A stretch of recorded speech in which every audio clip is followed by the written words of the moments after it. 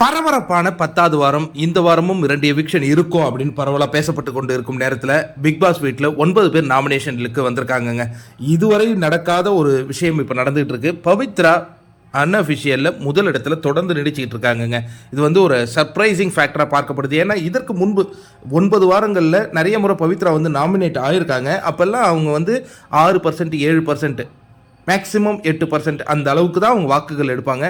ஆனால் இப்போ ஒரு மிகப்பெரிய ஜம்பில் போயிட்டுருக்கு. அப்படின்னா எனக்கு வந்து ஒரு கான்வர்சேஷன் நடக்கும், யார் ஜெஃப்ரிக்கும் இன்னொன்று பவித்ராவுக்கும். அப்போ வந்து உனக்கு தெரிஞ்ச உங்கள் யாராவது இதுக்கு முன்னாடி போட்டியாளர்களாக இருந்திருக்காங்களா அப்படிங்கிற மாதிரி சில விஷயங்கள்லாம் பேசுவாங்க. அப்போ என்னென்னா வெளியிலேருந்து எதாவது இன்ஃப்ளூயன்ஸ் பண்ண முடியுமா? எனக்கு பவித்ரா வந்து ஒரு நல்ல கேமர் தான். அவங்க இதுமாரி நிறைய வாக்குகள் வாங்குறது எனக்கு ரொம்ப சந்தோஷமாக இருக்குது. பட் இருந்தாலும் சடனாக எப்படியா இந்த சேஞ்சஸ் நடந்தது அப்படிங்கிற அந்த கேள்வி மட்டும் மனசுக்குள்ளே தொக்கி நிற்கிதுங்க. ஏன்னா நம்ம இதுவரையும் முன்னாடி பார்த்தது 7%, 8% தான் வாங்கிட்டு இருப்பாங்க பவித்ரா. அந்த 6வது இடம், 7வது இடம் அந்த அளவில் தான் இருந்துகிட்டு இருப்பாங்க. எப்படி இந்த சடன் ஜம்ப் நடந்தது? பவித்ரா வந்து போன வாரம் வந்து தேவதையாக இருந்து அந்த கஷ்டப்பட்டாங்க, அதுக்காக வாக்குகள் விழுதா? எனக்கு தெரியலப்பா. சரி, எனிவே யார் அதிகமாக வாக்கு வாங்கினாலும் உங்களுக்கு சந்தேகம் புத்தியாக இருக்குது அப்படின்னா எனக்கு இருக்குதே, அதனால் நான் கேட்குறேன். பவித்ரா முதலிடத்தில் இருக்காங்க. 2வது இடத்துல சௌந்தர்யா நீடிக்கிறாங்கங்க. 3வது இடத்துல ஜாக்லின் தொடர்ந்து நீடிச்சிட்டு இருக்கிற காட்சிகளை பார்க்குறோம். அவரை தொடர்ந்து அன்ஷிதா இருக்காங்க. விஷால் சரிவை சந்தித்து இருக்கிறார் அப்படின்னு தான் சொல்லணும். அதற்கு பிறகு ரயான் வருகிறார். அருண், சத்யா, தர்ஷிகா, அதுதான் இப்போதைக்கு இருக்கிற நிலவரமாக பார்க்கப்படுகிறது. தர்ஷிகாவுக்கு ஏங்க இந்த பரிதாப நிலை?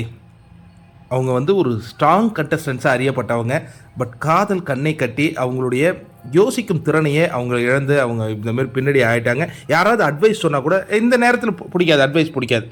காதல் பண்ண நேரத்தில் அட்வைஸ் மட்டும் நமக்கு கசப்பு மருந்தாக இருக்கும். அது நம்மளால் புரிஞ்சிக்க முடியுது.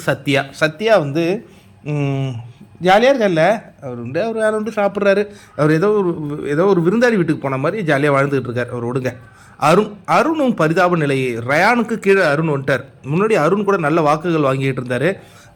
நுணனும் தன் வாயால் கெடும் அப்படிங்கிறது போல் இவரே பேசுனா ஏதோ பெரிய ஹீரோ நினச்சிட்டு தவறாக பேசி இன்றைக்கி சரிவை சந்தித்து வச்சிருக்கிறார். இது தொடருமா என்னங்கிறதெல்லாம் பொறுத்திருந்து பார்ப்போம். இது முதல் நாள் நிலவரம். ஒவ்வொரு நாள் நிலவரத்தையும் நம்ம பார்ப்போம்.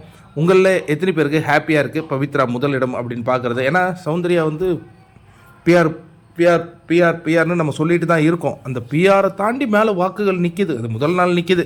தொடர்ந்து நீடிக்குமான்னு தெரில, பார்ப்போங்க.